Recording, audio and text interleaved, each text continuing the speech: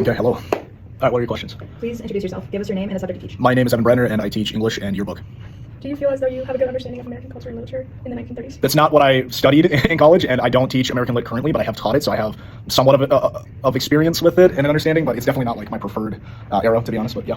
What happened historically during the 1930s in the U.S.? The stock market crash and the Great Depression, so people were starving and dying and poor, much like the 2020s.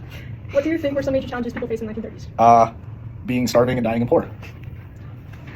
Would you say that something like the Great Depression has happened since the 1930s? Or if not, could it happen again, and why? Not to the extent of the 1930s. I think right now we're in a recession, but I don't think it's ever going to be what it was back then, because the problem back then was that you had a whole bunch of things happen at once. You had farmlands dry up, you had a lot of people buying stocks really cheap, and the stupid part was they were taking out massive loans just to buy stocks, so people were going into debt to buy stocks. And then when the stock market crashed, they were in debt and they lost all their stocks that they bought. And so I think a lot of people have learned from that, so I don't think it would happen in the same way again, but that's not to say that other catastrophes wouldn't happen.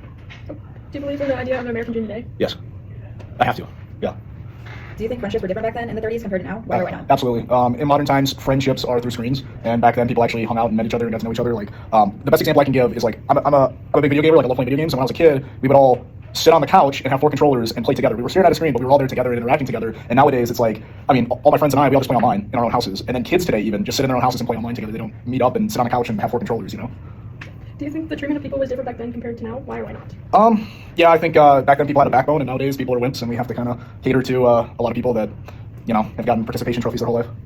Think about the term censorship. Do you think book banning should happen? Why or why not? I mean, yes. Do I think that straight up pornography should be in an elementary school? No, but like, you know, could a 19-plus-year-old who wants to access whatever they want to access it? Sure. You know, it's like, it depends. Is it harming someone? Is it bad for society as a whole? And also, like, what's the person's age? You know what I mean? That's what I think. So yes and no.